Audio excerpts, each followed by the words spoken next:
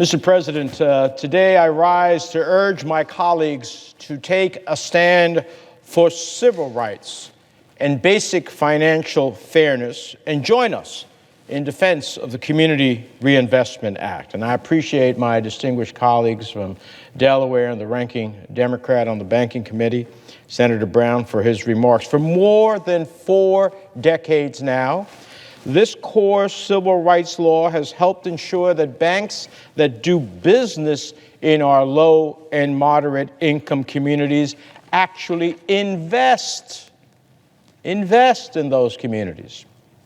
Before the Community Reinvestment Act, or CRA as it's called, banks often avoided lending to customers and businesses in the lower income neighborhoods where they opened branches.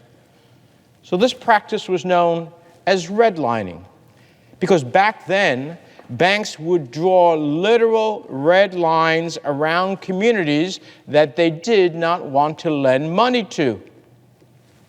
And not surprisingly, the communities that were redlined were African American, Latino, and low-income communities.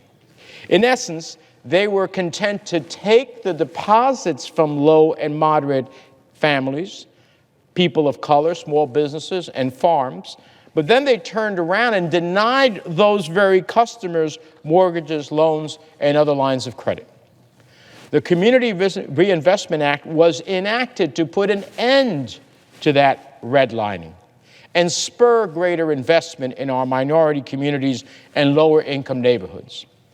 But even today, we're still grappling with the socioeconomic and racial consequences of this systemic financial discrimination. Many of our most impoverished neighborhoods are the same neighborhoods that were redlined decades ago. It's one of the reasons that the generational wealth of Black and brown Americans remain drastically lesser than those of their white counterparts. That's why we have to reject the Trump administration's proposed rule changes to the Community Reinvestment Act.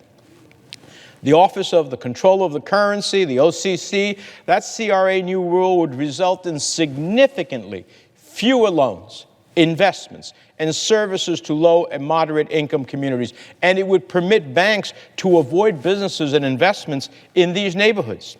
In essence, it would lead to a new form of modern-day redlining, all with the federal government's blessing. It's no wonder why civil rights groups, including the NAACP, the Leadership Conference on Civil and Human Rights, have fought so hard against this rule. They do not want banks to be given the green light to discriminate against minority and low-income consumers. Now, make no mistake, industry stakeholders and regulators are just as divided over the Trump administration's actions. That's why, in fact, neither the Federal Deposit Insurance Corporation nor the Federal Reserve have joined in this effort. Neither of them have joined in this effort. That's why I urge our colleagues to do the right thing and repeal this harmful new CRA rule.